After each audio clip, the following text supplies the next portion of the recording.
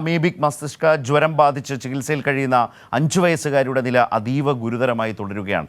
ചികിത്സയിലുള്ള കുട്ടിക്ക് സാധ്യമായ എല്ലാ ചികിത്സയും ലഭ്യമാക്കുമെന്ന് മന്ത്രി വീണ ജോർജ് വ്യക്തമാക്കി. ഇപ്പോൾ വിശദാംശങ്ങളുമായി മേഘ വീണ്ടും കോഴിക്കോട് നിന്ന് ചേരുകയാണ്.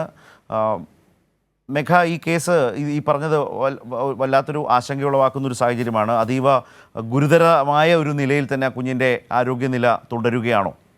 ശരത്ത്, രോഗം സ്ഥിരീകരിച്ച് കോഴിക്കോട് മെഡിക്കൽ കോളേജ് ആശുപത്രിയിൽ കഴിയുന്ന 5 വയസ്സുകാരിയുടെ നില അതീവ ഗുരുതരമായി തന്നെ തുടരുന്നു. വെന്റിലേറ്ററിലാണ് കുട്ടി ഇപ്പോൾ കഴിയുന്നത്.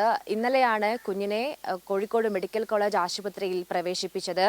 രോഗം, അതായത് അമീബിക് മസ്തിഷ്ക ജ്വരം ആണ് എന്ന് നേരത്തെ തന്നെ പരിശോധനയിലൂടെ കണ്ടെത്തുകയും ചെയ്തിരുന്നു. 10,000-ൽ ഒരാൾക്ക് വരുന്ന രോഗമാണ് ഈ കുട്ടിക്ക് വന്നിരിക്കുന്നത്. അതുകൊണ്ട് കേരളത്തിൽ ഇതിന് ഫലപ്രദമായ മരുന്നുകൾ ലഭ്യമല്ല. വിദേശ രാജ്യങ്ങളിൽ നിന്ന് ഉൾപ്പെടെ മരുന്നുകൾ എത്തിക്കാനുള്ള ശ്രമമാണ് ആരോഗ്യ വകുപ്പിന്റെ നേതൃത്വത്തിൽ നടത്തുന്നത്. ഈ നെഗ്ലേറിയയ്ക്കെതിരെ ഉപയോഗിക്കുന്ന ഒരു കൂട്ടം മരുന്നുകളുടെ സംയുക്തം ഫലപ്രദമായി ഒരു പക്ഷേ ഈ കുട്ടിയിലേക്ക് ഉപയോഗിക്കാം എന്നതാണ് ആരോഗ്യ വകുപ്പ് പോലും കരുതുന്നത്.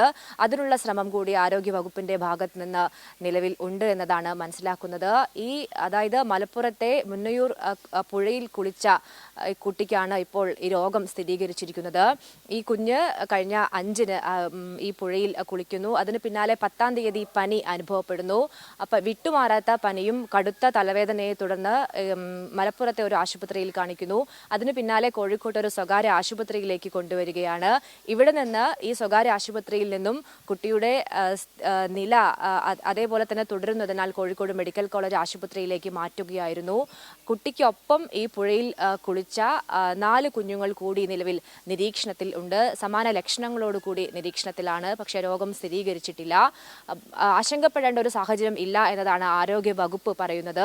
കാരണം ഈ രോഗം മനുഷ്യരിൽ നിന്ന് മനുഷ്യരിലേക്ക് പടരില്ല.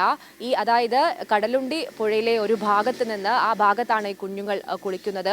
അവിടെ കുളിക്കാനെത്തിയ ആളുകളോടൊക്കെ തന്നെയും നിരീക്ഷണത്തിൽ പോവാൻ നിലവിൽ ആരോഗ്യ വകുപ്പ് നിർദ്ദേശിച്ചിട്ടുണ്ട്. ഈ പുഴയിലെ വെള്ളത്തിലൂടെ മൂക്കിലെ നേർത്ത പാളിയിലൂടെയാണ് ഈ രോഗാണു തലച്ചോറിലേക്ക് പ്രവേശിക്കുന്നത്. അത് തലച്ചോറിനെ ഗുരുതരമായി ബാധിക്കുകയും ചെയ്യും. അത്തരത്തിലുള്ള ഒരു അസുഖം 10,000-ൽ ഒരാൾക്കാണ് അത് റിപ്പോർട്ട് ചെയ്യപ്പെടുന്നത്. അതുകൊണ്ട് വളരെ ഗുരുതരമായി ആളുകൾ ആശങ്കപ്പെടേണ്ട ഒരു സാഹചര്യം ഇല്ല എന്ന് പറയുന്നു. പക്ഷേ ഈ 5 വയസ്സുകാരിയുടെ ജീവൻ നിലനിർത്താനുള്ള ശ്രമമാണ് ഇപ്പോൾ മെഡിക്കൽ കോളേജ് അധികൃതർ ഉൾപ്പെടെ നടത്തുന്നത്. ശരത്ത്, തീർച്ചയായും നമ്മൾക്ക് വലിയ ഒരു നല്ല ആശ്വാസകരമായൊരു വാർത്തയ്ക്ക് വേണ്ടി മേഘ നമ്മൾക്ക് കാത്തിരിക്കാം. ആ കുഞ്ഞിൻ്റെ ആരോഗ്യനില കൂടുതൽ മെച്ചപ്പെടട്ടെ. എല്ലാവിധത്തിലുള്ള പരിശ്രമവും അതിനുവേണ്ടി ആരോഗ്യ പ്രവർത്തകരുടെ വിദഗ്ധ ഡോക്ടർമാരുടെ നേതൃത്വത്തിൽ ഇപ്പോൾ നടന്നു വരുന്നു എന്നതുകൂടിയാണ് മേഘ നൽകിയ വിവരങ്ങളിൽ ആകെയുള്ളത്. നമുക്ക് ആ നല്ല വാർത്തയ്ക്കായി, വിവരത്തിനായി കാത്തിരിക്കാം. ശരി മേഘ.